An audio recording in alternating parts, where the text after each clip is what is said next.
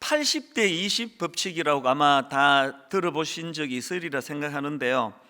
이 법칙의 유래를 찾아보니까 설명마다 다 약간씩 차이가 있는데요. 그 어느 글에 보니까 이탈리아의 경제학자랍니다. 이 빌포레도 파레토라는 사람이 이 개미들을 관찰하다가 흥미로운 걸 발견했다는 겁니다. 이 개미 떼를 보니까 굉장히 다들 분주하게 움직이는 것 같지만 자세히 보니까 그 개미들의 단 20%만이 열심히 일하고 나머지 80%는 빈둥거리더라. 이런 것들을 이제 발견을 했다는 겁니다. 그래서 이제 이 파레토라는 이 경제학자가 이걸 인간 사회에도 적용을 시켜가지고 이제 80대 20 법칙을 만들었다, 이런 글을 봤는데 또 다른 글에도 보니까 유래가 또 확실치는 않은 것 같습니다. 어쨌든 유래가 어떻게 되었든지 간에 제가 이 80대 20 법칙에 대하여 참 흥미를 느끼는 게 뭐냐면은 이게 워낙 다양한 영역에서 이게 적용이 되더라는 겁니다. 예를 들면은 기업에서 보니까 이제 많은 그 판매 제품들을 개발하고 만들고 그러지 않습니까? 그런데 보니까 그렇게 만들어진 전체 판매 제품들 중에서 상위 20% 제품이 80%의 수익을 올리더라. 이게 80대 20 법칙입니다. 또 그런가 하면은 백화점 같은 데서 보니까 상위 20%의 소비자가 전체 매상의 80%를 차지하게 만들더라. 그래서 백화점 같은 데 보면은 이 VIP 고객 관리를 얼마나 잘합니까? 그래서 VIP 고객이 되면은 주차장도 마음대로 쓰고 여러 가지 혜택을 준다고 그런 이야기를 들었는데요. 백화점이 이런 정책을 쓰는 이유가 바로 이 80대 20 법칙, 이 상위 20%의 이 고객을 잘 관리해야 이 매상이 오른다는 거 아닙니까? 그리고 또 흥미로운 게 뭐냐 하면은 각 개인이 말입니다. 이 성과의 80%는 근무 중 가장 집중한 20% 시간 안에서 나오더라는 겁니다. 이거는 그 설교 준비하는 입장에서 되게 좀 공감이 돼요. 하루 종일 설교한다고 붙어 앉아 있지만 사실은 그 나머지 한 80%는 그냥 끙끙거리는 시간이고요. 확 영감을 받아가지고 집중하는 거는 그 소수의 시간이거든요. 또 이게 집에 옷장에 옷들도 그렇답니다. 옷이 엄청나게 많이 걸려 있지만 옷장에, 그런데 사실은 그 사람이 가지고 있는 옷 중에서 즐겨 입는 옷은 20%에 불과하다는 겁니다. 이제 곧 우리 교회 지금 그 헌옷까지 모집할 때 그 80%서 다 갖고 오세요. 그 입지도 않은 옷들이. 이게 80대 20 법칙입니다. 또 그런가 하면은 그 교통위반도 그렇답니다. 20%의 불량 운전자가 전체 교통위반의 80%를 차지한다, 그런 통계를 제가 본 적도 있고요. 또 그런가 하면은 이 20%의 범죄자가 전체의 80% 범죄를 저지르고 있다, 그런 글을 제가 읽은 적도 있습니다. 사실 이 모든 통계가 공식적으로 나온 게 아니기 때문에 어느 정도 정확한 통계인지는 모르겠지만, 그러나 이 법칙이 말하는 큰 테두리의 원리는 좀 공감이 간다는 생각을 합니다. 제가 이 80대 20 법칙에 마음을 쓰게 된 거는요, 제가 이제 젊을 때 20대 초반에 미국으로 이민을 갔을 때 먼저 이민 가신 분들이 미국 사회를 설명하면서 이 비슷한 이야기를 여러 번 제가 들었기 때문입니다. 예를 들면 이렇게 말씀하시는 분이 계시더라고요. 지금만 미국이 타락하고 마약하고 또 성적으로 이거 끝간데 없이 타락하고 가정이 붕괴되고 이 미국이 지금 한심하게 변해 있는 것 같지만, 그럼에도 불구하고 미국이 여전히 이 초강대국으로 유지가 되는 건 이 20%에 깨어있는 사람들이 그 80%를 견인하기 때문이다. 그런 이야기들을 여러 번 들었고요. 또 그런가 하면은 이제 어떤 분 이야기가 이 미국이 미국다울 수 있는 건 3%의 이 소수의 지도자들의 강력한 지도력으로 나머지 97% 미국 사람들이 이런 혜택을 누린다, 이런 류의 이야기들을 하는 분도 계시더라고요. 숫자가 중요한 게 아니고 핵심은 뭡니까? 이 80대 20을 어떻게 적용하는 겁니까? 소수의 사람들이 나머지 수많은 사람들을 이끌고 그들을 계몽하고 그들을 섬기고 그들을 돌보는 일을 행한다. 그래서 저는 오래전부터 하나님께 그런 기도를 놓치지 않습니다. 하나님, 부족한 종이지만 저는 80%에 속하지 않기를 원합니다. 아버지, 시대와 세상의 이 타락한 시대에 끌려다니는 80%의 인생이 아니라 아버지, 그들을 선도하고 그들을 섬기고 그들을 이끄는 예수 믿는 사람으로, 특히 목회자로서 아버지 20%의 인생이 되기를 원합니다. 몇 년 전에 제 아들이 고등학교를 졸업할 때 저는 한 가지 이야기를 당부했습니다. 아빠는 네가 뭐 엄청나게 명문대학을 다니고 뭐 엄청나게 고소득 수입을 올리고 어마어마한 결혼을 하고 이런 거 하나도 원하지 않는다.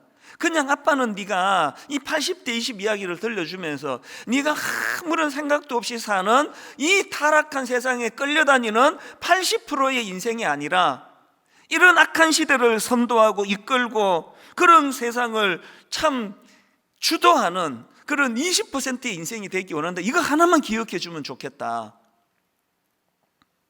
여러분, 이건요 우리 아들 같은 이런 젊은이들만 들을 얘기가 아니고요, 예수 믿고 구원받았다 한다면 우리 모든 그리스도인들이 귀담아 들을 이야기예요. 오늘 우리가 이 세상에 대하여 사과해야 될 일이 있다면, 오늘 새세면 축제를 맞이해서 이 자리에 수많은 분들이 초대되어 왔다면 제가 머리를 숙여 사과하고 사죄를 했을 겁니다. 그 마음은 지금도 똑같습니다. 교회의 변질은 무슨 어마어마한 게 아니에요. 저절로 예수 믿었다 그러면서도 80% 안에 들어있는 걸 부끄러워하지 않는 상태, 이게 우리가 부끄러워해야 될 모습이라는 겁니다. 이런 점에서 저는 이 80대 20 법칙이 모든 그리스도인들에게 새로운 꿈을 심어주는, 이것이 새로운 20%에 대한 목표를 가져야 되는 그런 좋은 메시지를 준다고 생각을 하는데요, 이런 점에서 저는 최근에 참 좋은 책 한 권을 발견했습니다. 뉴욕 타임스 칼럼니스트로 활약하는 데이빗 브룩스라는 분이 쓴 책인데요, 두 번째 산, 이런 제목의 책입니다. 왜 제목이 두 번째 산이냐? 저자가 주장하는 게 모든 인생에게는 거쳐야 되는, 추구해야 되는 산이 두 개가 있다는 겁니다. 이 첫 번째 산이라는 거는 이 모든 사람들이 본능적으로 추구하는 산이에요. 그래서 이 첫 번째 산에 오른다는 거는 뭐 이런 겁니다. 이제 학교를 졸업하고 나는 좋은 직장에 취직하고 싶다, 나는 이제 경제적으로 부모님으로부터 독립하고 싶다, 이제 멋진 배우자를 만나 아름다운 가정을 나는 만들고 싶다, 이게 다 첫 번째 산 오르는 거래요.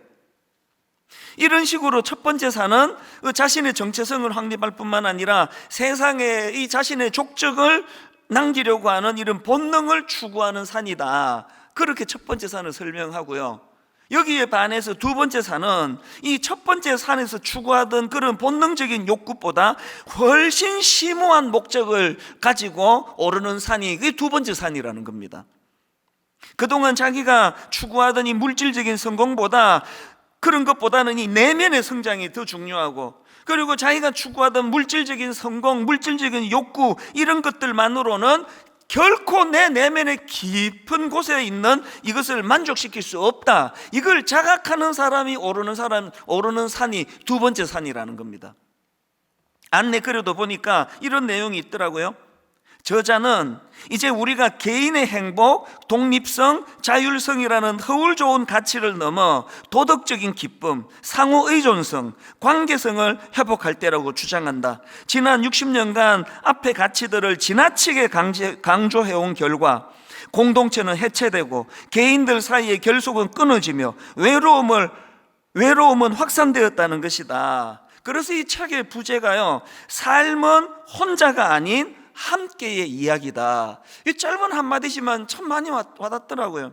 삶은 혼자가 아닌 함께의 이야기다. 이런 이 책의 부제가 말해주듯이 이제 이 문화적인 패러다임의 무게중심이 이 개인주의라는 첫 번째 산에서 벗어나서 이 관계주의라는 두 번째 산으로 이동해야 된다, 뭐 이런 내용을 다루고 있는 책인데요, 저는 이번 추석 동안에 이 책을 막 밑줄을 그어가면서 그렇게 이 책을 참 재밌게 읽었습니다. 근데 여기서 중요한 게 뭐냐면은 이 첫 번째 산이 있고 두 번째 산이 있는데요, 이 첫 번째 산에서 두 번째 산으로 오르는 과정에서 반드시 고통의 골짜기가 있다는 겁니다. 고통의 골짜기. 저도 예전에 큰산 등산할 때 월요일이면은 이 교회 앞에 바로 산 있지 않습니까? 여기서 출발해 가지고 남한산성까지 가는데 편도 한 5시간이 걸리거든요. 그리고는 이제 내려가서 거기서 이제 차를 타고 집으로 오고 그렇게 월요일마다 했는데요, 여기서 남한산성까지 가려면 산을 한 3개, 4개를 넘습니다. 그런데 첫 번째 산을 넘어서 두 번째 산으로 진입하려면 반드시 산을 내려와 골짜기를 거치거든요. 여기서 차가 내가지고 저자가 하는 말이 첫 번째 산을 넘어 두 번째 산으로 가는 과정에 반드시 이런 고통의 골짜기가 있다는 겁니다. 그 책의 설명을 한번 들어보십시오. 어떤 사람들은 전혀 예상하지 못했던 일을 만나 예기치 않게 옆길로 빠진다. 자식의 죽음, 암, 투병, 약물 중독과 거기에서 벗어나기 위한 힘겨운 싸움 같은 비극이 이들을 강타한다.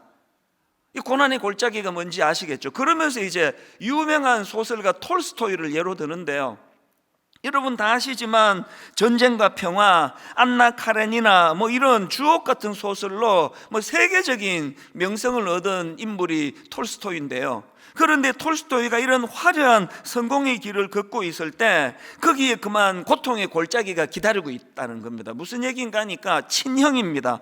그 니콜라이라는 형이 37살 되던 나이에 폐결핵으로 사망을 하는데요, 뭐 유난히 형제 우애가 돈독했는지 이 톨스토이가 그 형의 죽음으로 말미암아 거의 자기 표현으로 그 인생이 멈추어 버렸다, 이렇게 표현할 정도로 충격에 휩싸이는 겁니다. 그게 책에서 말하는 고통의 골짜기인데요, 그 충격이 얼마나 컸던지 내용에 이런 내용이 있더라고요. 그는, 톨스토이입니다, 그는 방에 있던 끈이란 끈은 모두 치워버렸다.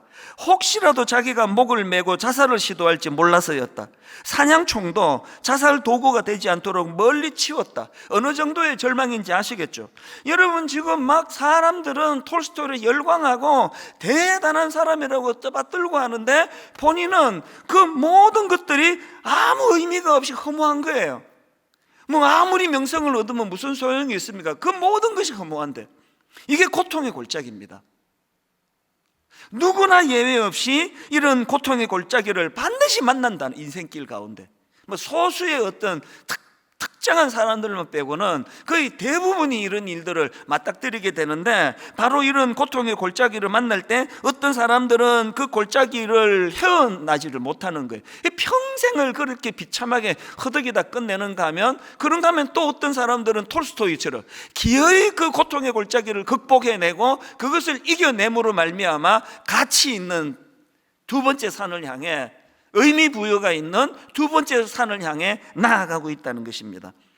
제가 이 새생명 축제를 준비하면서 여기 초대되어 오실 수많은 사람들을 상상하면서 한 가지 제가 소개하고 싶은 게 뭐냐, 모든 인생은 피할 수 없이 만나는 것이 이 고통의 산, 이 고통의 골짜기, 절망의 골짜기로 간다면 우리 힘으로는 그 길을 헤어나가기가 어려운데, 제가 알기로 톨스토이도 바로 그 하나님의 도우심을 입어서 그것을 헤어나오게 됐다고 그렇게 알고 있거든요.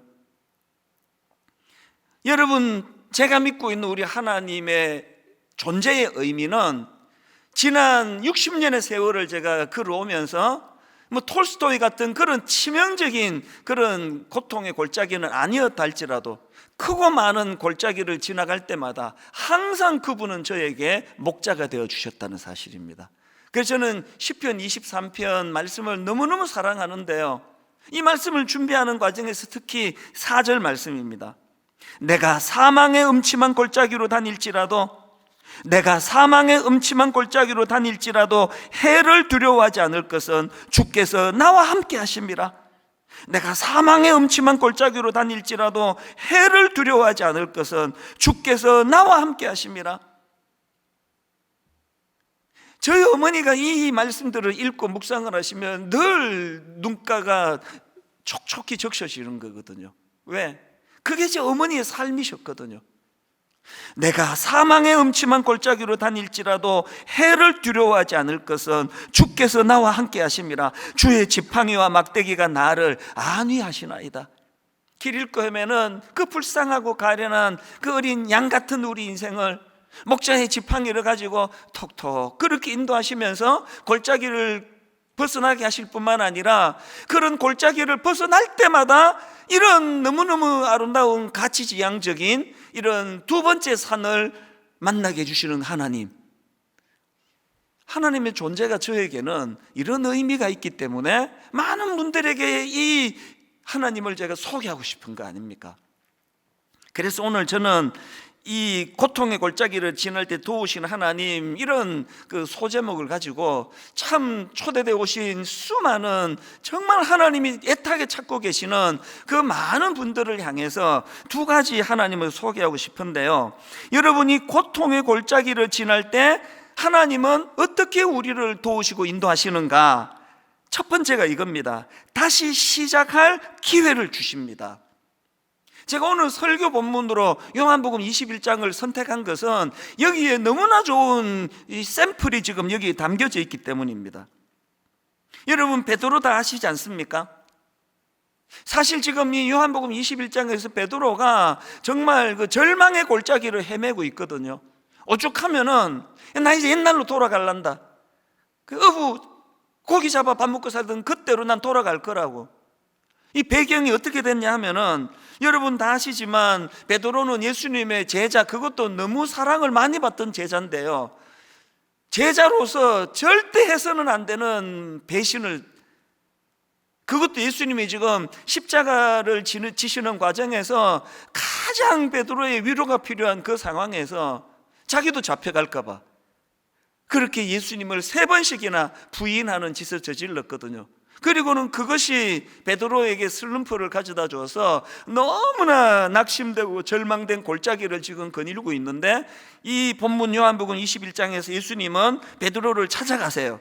왜? 그에게 다시 시작할 기회를 주시기 위해 가지고. 저는 이 본문 말씀을 여러 번 읽으면서 그 찾아주신 주님의 마음이 제 마음을 격동을 시켰습니다. 어느 포인트에서 제가 유난히 마음이 뭉클했는가 하면은요, 자, 오늘 본문 요한복음 21장 15절부터 한번 보십시오. 그들이 조반 먹은 후에 예수께서 시몬 베드로에게 이르시되 요한의 아들 시몬아, 내가 사람들보다 나를 더 사랑하느냐 하시니 이르되 주님 그러하나이다. 내가 주님을 사랑하는 줄 주님께서 아시나이다. 그랬더니 하시는 말씀이 이르시되 내 어린 양을 먹이라. 이 뜬금없는 이야기처럼 들리는 거 아닙니까? 그것도 한 번이 아니고 3번씩이나. 16절 또 두 번째 이르시되 요한의 아들 시몬아, 내가 나를 사랑하느냐 하시니 이르되 주님 그러하나이다. 내가 주님을 사랑하는 줄 주님께서 아시나이다. 또 똑같은 말씀을 하세요. 이르시되 내 양을 치라. 17절 세 번째 이르시되 요한의 아들 시몬아, 내가 나를 사랑하느냐 하시니 주께서 3번째 내가 나를 사랑하느냐 하심으로 베드로가 근심하여 이르되 주님 모든 것을 아시오매 내가 주님을 사랑하시는 줄을 주님께서 아시나이다. 예수께서 이르시되 내 양을 먹이라. 제가 이 구절에서 이번에 유난히 크게 발견한 것은 지금 주님께서는요, 베드로의 과거를 캐묻지 않으신다는 거예요. 지나가는 말로라도 니 그때 그런 건 내가 다 이해한다, 이런 이야기조차도 안 하세요. 지금 주님의 관심은 항상 베드로의 미래예요. 시리에 빠져 있는 베드로에게 새로 시작할 기회를 주시기 위하여 내 양을 먹이라, 내 양을 치라, 내 양을 먹이라. 이 구절에서 제 마음이 뜨거웠던 건 지나온 저의 삶을 되돌아볼 때 항상 주님은 저 역시도 참 주님을 실망시키고 주님 앞에 부끄러웠던 많은 기억들이 제 머릿속에 있지만, 그럴 때마다 자기가 없어 낙심한 저에게 항상 주님은 미래지향적이에요. 그리고 새로 기회를 주세요. 괜찮다, 새로 시작해라. 다윗도 마찬가지 아닙니까? 하나님의 사람으로서 여러분, 사람을 죽이고 유부녀를 성적으로 죄를 짓고 한 가정을 파괴시키고, 이게 용서받을 죄입니까? 이게 용서받을 수 있는 죄입니까? 이런 베드로의, 이런 다윗에게 주님은 선지자 나단을 보내 처절하게 그것이 얼마나 악한 것인가를 깨닫게 하시고, 그리고는 막 자기 자신을 인식했을 때 견딜 수 없어. 뭐 상상해 보면 다윗이 막 떼굴떼굴 막 굴렀을 것 같아요. 억장이 무너지는 마음으로 그렇게 회개하게 하신 거는 베드로의 다윗의 그 연약함을 주님이 일깨워 주시는 건 그를 수치에 빠뜨리려고, 그렇게 열등감에 빠뜨리려고 하는 게 아니라 이것이 그에게 새로 기회를 부여받는 기회이기 때문입니다. 제가 몇 년 전에 그 필라델피아를 방문한 적이 있거든요. 필라델피아에 갔더니 그 목사님 몇 분이서, 목사님 필라델피아 오면은 이 극장에 안 들리면 안 됩니다.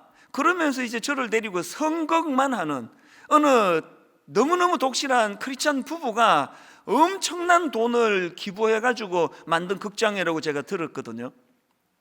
여기는요 1년 12달 선곡만 하는데요, 미국 전역에서 이 극장 한번 가는 게 뭐 그 버킷리스트 할 정도로 대단한 극장입니다. 제가 이제 그 목사님하고 차를 타가지고 필라델피아 근교로 가는데 가깝지도 않아요. 막 꽤 긴 시간 차를 타고 갔는데요, 시골길로 막 한참 시골길로 들어가서 깜짝 놀랐습니다. 그 극장 규모가요, 이게 뭐 요즘 애들 말로 뭐 장난이 아닙니다. 객석이 우선 2,000석이 넘는데요, 무대가, 난 그런 무대를 내가 평생에 본 적이 없습니다. 보통은 무대가 이렇게 한 면이잖아요. 지금 우리 본당도 이렇게 한 면으로 돼 있는데요, 그 극장은 무대가 3면이에요. 이쪽도 지금 무대고요, 이쪽 사이드 무대예요. 처음에는 불이 꺼져 있어서 몰랐는데요, 이제 막 선극이 시작이 되니까 이제 이쪽 무대가 막 진행되는데 다른 마을을 묘사하는 게 나오는데 저기에 불이 확 켜지는데 이쪽 무대 전체가 또 무대예요. 그리고 이제 그때 그 선극 제목이 지저스, 예수님이었는데요, 예수님의 일대기를 쭉 조명하는데 마지막에 이제 부활하는 장면에서 하늘에 천사가 진짜 날개를 달고 내려오더라고요. 비둘기가 확 날아가고요, 또 예수님이 고난을 당하시는 장면을 묘사할 때 깜짝 놀랐습니다. 관객들 사이로 로마 군병이 실제 말을 몰고 뭐 로마 군병이 한두 명이 아니에요. 무대가 막 얼마나 컸는지 로마 군병들이 말을 타고 뚜벅뚜벅 이제 이 단 위로 올라오고요, 예전에 그 노아의 방주를 이제 거기서 공연을 할 때는요, 한쪽 그 무대에 전체가 노아의 방주 배인데 거기에 실제로 막 여러 종류의 짐승들이 실제로 거기서 다 그 등장을 하고 막 이런 규모예요. 그게 어마어마한 거 아닙니까? 그래서 제가 그날 막 굉장히 그 인상에 남는 그런 추억을 만들었는데요.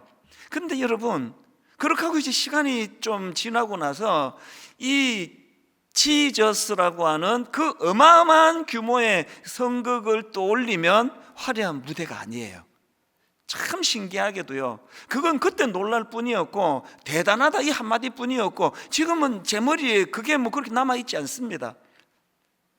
몇 년의 세월이 지나고 그 선극에서 남아있는 건 딱 그 포스터 한 장인데요, 여러분 지저스라 그래서 제 기억으로 그때 한 3시간 가까이 엄청 긴 공연인데요, 예수님의 태어나심부터 십자가 지시고 부활하시는까지 전체를 다 있는 그 선극인데요, 그 전체 선극의 포스터가 너무나 인상적이었습니다. 베드로가 그 밤사경에 예수님이 그 고통당하는, 풍랑으로 고통당하는 제자들을 건지러 주님이 오시는데요, 그 과정에서 이제 베드로가 만일 주시거든 나를 명하사 물 위로 오라 하소서, 그래서 이제 물로 뛰어들었다가 풍랑을 보고 현실 앞에 믿음이 약해져 가지고 빠져버리잖아요. 그랬을 때 예수님이 그를 손을 내밀어 건져주시는 장면이 나오는데, 놀랍게도 3시간 가까운 예수 그리스도를 묘사하는 전체를 요약하는 포스터가 바로 그 장면인 거예요. 그래서 제가 사진을 찍었는데요, 자 화면으로 한번 보시겠습니까?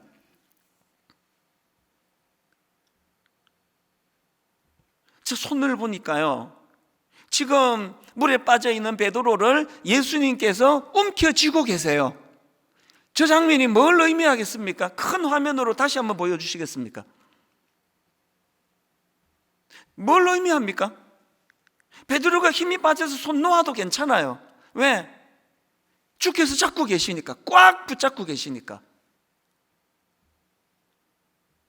보통 이제 제가 어디 집회를 가거나 하면은요, 저를 이제 상징하는 사진을 이제 뭐 포스터 같은 데 만들 때 보면은 거의 대부분이 그 설교하는 이런 사진을 올려요.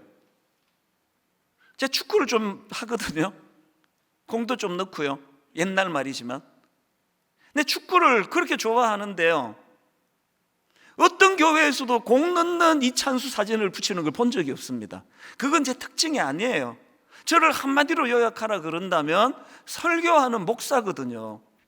지금 3시간 가까운 예수 그리스도를 전체적으로 펼치고 있는 그 성극에서 왜 저 사진을 강력한 주님을 묘사하는 특징으로 그렸을까? 시간이 갈수록 저 사진이 제가 찍어왔기 때문에 한 번씩 이걸 제가 사진을 들여다보거든요. 뭘 강조하고 싶은 겁니까? 믿음이 없어, 처음에 믿음이 있어 물로 뛰어들었다가 환경을 보고 상황을 보고 믿음이 떨어져 버려가지고 상황 앞에 물에 빠진 베드로를 건져주시는 주님, 다시 기회를 주시는 주님. 오늘 본문에서 그렇게 주님을 배신하고 부인하고 절망의 골짜기를 헤매고 있는 베드로를 찾아주시는 주님, 그에게 다시 기회를 주시는 주님, 이게 구원자로서 우리에게 가장 강력한 주님의 특징이라는 것을 저는 저 사진으로서 계속 되뇌이는 거거든요. 이 베드로와 너무나 대조적인 인물이 가룟 유다 아닙니까? 예수님이 십자가 지시는 그 과정에서 치명적인 악한 짓을 저질렀던 두 사람이 베드로와 가룟 유다인데, 이 두 인물이 너무 대조적인 거 아닙니까? 베드로는 주님을 통해 다시 시작하는 법을 배워서 이후에 너무나 멋지고 아름다운 그런 사도로서의 역할을 잘 감당하는 베드로인데요, 여기 반해 가룟 유다는 자살했습니다. 사실대로 말하면은 그 예수님을 배신하고 팔려는 그 과정에서요, 주님이 베드로보다 가룟 유다에게 훨씬 많은 기회를 주셨습니다. 여러 번 회개할 기회를 직간접적으로 주는데 다 거절한 거 아닙니까? 그리고는 맨 마지막에 주님을 배신한 이후로는 아예 관계를 끊어버렸기 때문에 가룟 유다는 다시 기회를 얻을 수 없게 된 거 아닙니까? 제가 위로를 받는 건요, 주님이 어떤 선을 그어놓고요, 이 정도까지는 내가 용서해 줄 수 있는데 이건 곤란해, 가룟 유다 너는 이건 용서가 안 되는 짓이야, 이게 아니에요. 우리가 지었던 죄의 범위가 아니에요. 그 사진을 보면서, 손을 뻗어주시는 주님을 보면서 그날 베드로가 빠졌던 물의 깊이의 문제가 아니에요. 이 깊이로는 치명적이다 이런 거 없습니다. 손을 뻗어주시는 게 초점이거든요. 여러분, 물에 빠져 지금 허덕이는데, 아니 여러분 지금 고난의 골짜기를 지금 너무나 힘들게 허덕이고 계시는데 그 뻗어주시는 손을 붙잡는 게 이게 그렇게 어려운 일이세요?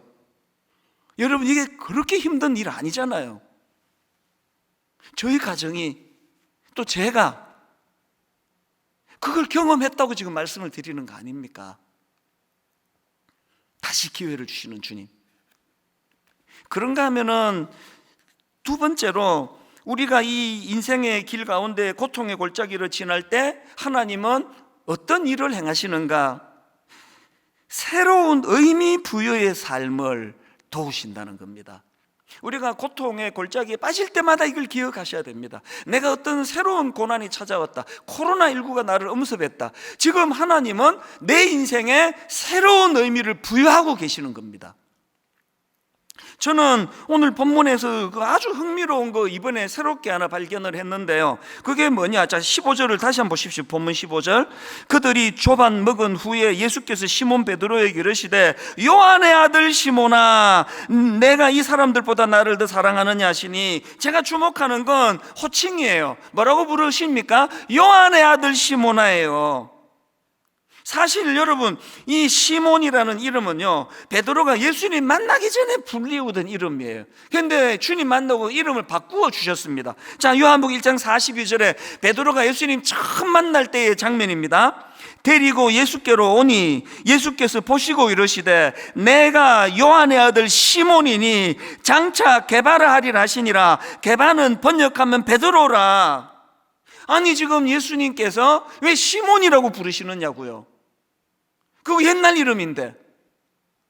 이거에 대하여 여러 해석들이 있는데요. 예를 들면은 BST 주석을 쓴 브루스 밀런 목사님 같은 경우는 이렇게 해석합니다. 예수님이 그를 반석이라는 의미를 가진 베드로라는 이름으로 부르지 않는 것을 주목해보라. 그는 그의 이름에 걸맞는 삶을 살지 못했던 것이다. 예수님은 새로운 방식으로 베드로에게 그리스도의 지도력을 위임하시기 위해 한계를 지닌 그의 모습 그대로 그와 대면하신다. 시몬은 자신이 힘으로는 언제나 시몬일 수밖에 없을 것이다. 저는 브루스 밀턴 목사님의 분석을 100% 제가 이것을 취합니다. 맞습니다. 여러분, 베드로는 베드로라는 이름답지 못한 삶을 살았거든요. 그러나 저는 그 해석에 그치지 않습니다. 이것이 저에게 왜 감동이 되는지 아십니까? 지금 예수님께서 베드로라 부르지 않고 시몬이라고 부르시는 것은 그를 책망하기 위한 게 아니에요. 이 자격을 잃어버린 놈, 원점으로 되돌아가 버린 놈, 나 만나기 이전으로 돌아간 놈, 이거가 강조가 아니에요. 저는 이 장면에서 베드로라 부르지 않고 시몬으로 부르시는 그 모습을 보면서 저는 등산을 좋아하니까요. 이런 길 가다가 등산, 동네 산 가다가 길 잃어버리면 아무 때나 가면 돼요. 나와요. 그러나 여러분, 진짜 심오한 산을 등산하면은 길 잃어버리면 항상 원점으로 가라는 거 아닙니까? 원점으로. 지가 찾아보겠다고, 그 100% 조난이에요. 주님이 지금 시몬이라고 불러주시는 건 그의 수치를 드러내기 위하신 게 아닙니다. 다시 시작하라는 거예요. 원점에서 시작하게 해주시겠다는 거예요. 의미를 새로 부여해 주시겠다는 겁니다. 무슨 의미를 부여해 주신다고요? 아까 말씀하셨잖아요. 내 양을 먹이라고, 내 양을 치라고. 아까 그 책의 두 번째 산의 의미가 늘 자기에게만 집중하는 첫 번째 산에서 벗어나 공동체적으로 더불어 함께 세상을 섬기는, 예수님이 베드로에게 부여해 주시는 두 번째 산의 의미가 바로 이런 의미라는 겁니다. 오늘 여러분, 이 예수님이 부여해 주시는 새로운 의미의 삶을 제가 묵상을 하다가 보니 마태복음 17장에 한 사건이 떠오르는 겁니다. 변화산 사건 다 아시죠? 자, 마태복음 17장 1절부터 4절입니다. 엿새 후에 예수께서 베드로와 야고보와 그 형제 요한을 데리시고 따로 높은 산에 올라가셨더니 그들 앞에서 변형되사 그 얼굴이 해같이 빛나며 옷이 빛과 같이 휘어졌더라. 그때에 모세와 엘리야가 예수와 더불어 말하는 것이 그들에게 보이거늘 베드로가 예수께 여쭈어 이르되 주여 우리가 여기 있는 것이 좋사오니, 주여 우리가 여기 있는 것이 좋사오니. 베드로가 뿅 간 거예요. 요즘 애들 말로 그 황홀한, 오죽하면은 그 산 별명이 그 변화산이겠냐고요. 너무너무 황홀한 은혜를 경험하고 주님 여기서 그냥 삽시다, 초막새 찍고 여기 그냥 머뭅시다. 근데 주님은요, 베드로의 그 간청을 매몰차게 거절하세요. 그리고는 바로 산으로 내려가시는데 왜 그래야만 했느냐? 그 산 아래에 지금 자식 문제 때문에 절규하는 아버지가 기다리고 있거든요. 그게 15절입니다. 그 절망하는 아들 문제로 절망하는 아버지의 신음소리 한번 들어보십시오. 15절. 주여 내 아들을 불쌍히 여기소서. 그가 간질로 심히 고생하여 자주 불에도 넘어지며 물에도 넘어지는지라. 예수 믿는 우리가 옮겨가야 될 두 번째 산은 이 의미가 여기 담겨 있는 거예요. 우리가 이 세상에, 이 시대에 국민들 앞에 부끄럽게 사죄해야 되는 게 여기에 있는 거예요. 첫 번째 산이 너무 좋사오니, 여기가 너무 좋사오니, 그러면서 맨날 우리끼리 떡해 먹고 잔치하고 너무너무 잘 지내고 잘 산다 그러고 있을 때, 오늘 여러분 저 산 밑에서 자식 문제로, 건강 문제로, 가정 문제로 신음소리를 내면서, 구원은 두 가지 목표가 있는 거 아십니까? 하나님이 우리를 구원해 주실 때 우리를 구원해 주시는 것이 한 목표라면, 하나님이 우리를 구원해 주실 때 최종 목표가 하나 더 있다는 사실이에요. 사도 바울 다 아시잖아요. 다메섹 도상에서 주님이 사도 바울을 만나 주실 때는 사도 바울을 구원해 주시기 위해서예요. 그러나 그것이 다가 아닙니다. 그 과정에서 아나니아에게 그 바울을 도우라 하시면서 주신 말씀이 9장 15절, 사도행전 9장 15절, 주께서 이르시되 가라, 이 사람은 내 이름을 이방인과 임금들과 이스라엘 자손들에게 전하기 위하여 택한 나의 그릇이라. 바울을 구원하시는 게 하나님의 최종 목표면서 그 바울을 통하여 또 다른 사람을 구원하도록 사명을 주시는 게 하나님의 또 다른 최종 목표라는 거예요. 이 또 다른 산입니다. 아브라함도 마찬가지 아닙니까? 창세기 12장 1절, 여호와께서 아브라함에게 이르시되 너는 너의 고향과 친척과 아버지의 집을 떠나 내가 너에게 보여줄 땅으로 가라. 그 다음 2절 보십시오. 내가 너로 큰 민족을 이루고 내게 복을 주어. 이게 1차적인 목표예요. 하나님은 아브라함에게 복 주시기를 원하세요. 내게 복을 주어. 그 다음에 너 이름을 창대하게 하리니 너는 복이 될지라. 복의 통로가 되라는 거 아닙니까? 복의 전달자가 되라는 거 아닙니까?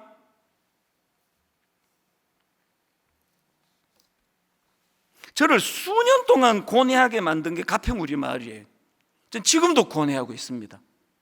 가평우리마을 때문에 잠을 못 이룬 걸 이거 다 기록하면서 했다면 아마 몇 달치가 나왔을 거예요. 만약에 가평우리마을이 그냥 치유하는 곳, 회복하는 곳, 와서 그냥 숙박하고 돈 내고 그래가지고 좋은 거 먹고 잘 회복이 되는 곳, 그랬으면 걱정할 게 없습니다. 왜 고뇌합니까? 교회가 하는 가평우리마을은 그 첫 번째 목적만 이루어지면 안 되거든요.